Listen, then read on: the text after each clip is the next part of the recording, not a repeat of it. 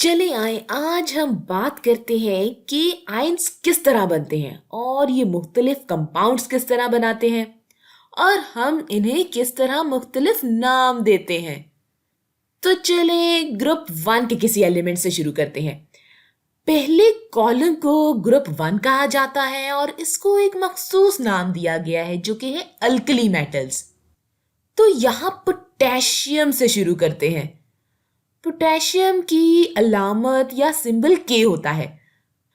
तो अगर हम ग्रुप वन के एलिमेंट्स के बारे में सोचें तो हमें पता लगता है कि इनके बाहर वाले शेल में एक इलेक्ट्रॉन होता है और इन्हें इस एक इलेक्ट्रॉन को खोने में कोई मुश्किल नहीं होती। तो जब ये आयनाइज होते हैं तो ये अपना एक इलेक्ट्रॉन खो देते हैं और कैटायन में तब्दील हो जाते हैं। कैटायन मतलब पॉजिटिव आयन या मुस्बत आयन। तो चलें अब एक ऐसी सूरत हाल पर बात करते हैं जहां मेरे पास कुछ पोटेशियम आयनाइज्ड हालत में मौजूद है। मैं इसे इस तरह भी लिख सकती हूँ कि K1+ और ये हम पिछली वीडियोस में भी सीख चुके हैं कि हम इसे सिर्फ पोटेशियम आयन भी कह सकते हैं या पोटेशियम+1 भी कह सकते हैं या फिर हम इसे सिर्फ पोटेशियम कैटायन भी कह सकते हैं। तो चले जी, ये कहानी तो यहां तक हो गई। तो अब हम पीरियोडिक टेबल के दूसरी जानिब चलते हैं। अब इस जगह पर वो एलिमेंट्स हैं जो कि इलेक्ट्रॉन्स को पकड़ने के लिए या यूं कह ले कि इलेक्ट्रॉन्स को हासिल करने के लिए हर वक्त तैयार बैठे होते हैं। तो यहाँ पर इस ग्रुप या इस कॉलम में ये जो हेलोजेंस हैं इनके बाहर वाले शेल में 7 इलेक्ट्रॉन्स मौजूद होते हैं और इन्हें अपना बाहर वाला शेल मुकम्मल करने के लिए सिर्फ एक और इलेक्ट्रॉन की जरूरत होती है। इसलिए ये इस एक इलेक्ट्रॉन को हासिल करने के लिए हर वक्त तैयार बैठे होते हैं और ये एक इलेक्ट्रॉन को पकड़ने या हासिल करने में काफी माहिर भी होते हैं। तो अगर हम यहाँ क्लोरीन की बात करें तो जब क्लोरीन एटम एक इलेक्ट्रॉन पकड़ लेता है तो ये मनफी या नेगेटिव चार्ज्ड आयन बन जाता है।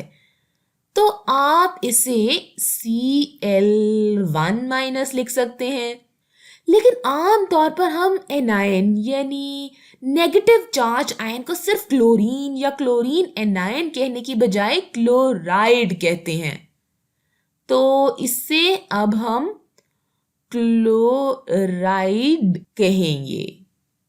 अब जैसा कि आप तसव्वुर कर सकते हैं कि पोटेशियम जिसके पास 1+ चार्ज है और क्लोरीन जिसके पास नेगेटिव चार्ज है, तो ये एक दूसरे की तरफ खिंचेंगे या अट्रैक्ट होंगे और फिर ये दोनों मिलकर दरअसल एक आयोनिक कंपाउंड बनाएंगे।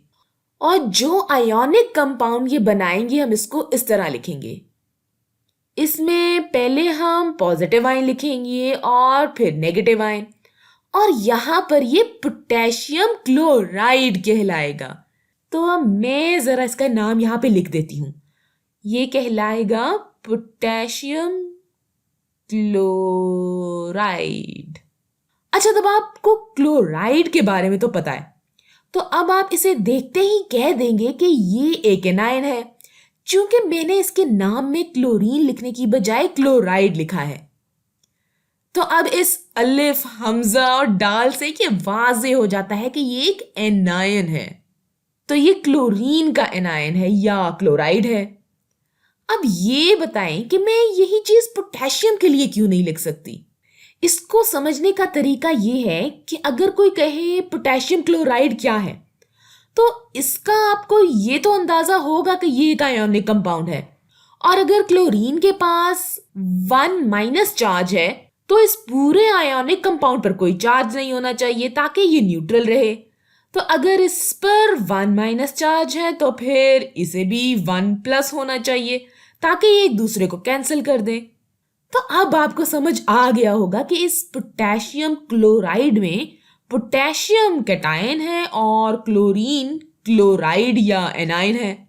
आप इसे मुख्तलिफ तरीकों से पुकार सकते हैं, लेकिन ये पोटेशियम क्लोराइड है और इसमें पोटेशियम कैटायन है और क्लोरीन एनायन है जो कि क्लोराइड कहलाएगा। तो अगली चंद वीडियोस में मैं इसकी बहुत सारी मिसालें देकर समझाऊंगी। और वो मिसालें शायद इसके मुकाबले में थोड़ी सी ज्यादा मुश्किल हों। मगर आप टेंशन ना ले, इतनी मुश्किल भी नहीं होने वाली। मैं सिर्फ वो मिसालें दूंगी जिनसे आप इस बात को ज्यादा अच्छी तरह समझ सकें।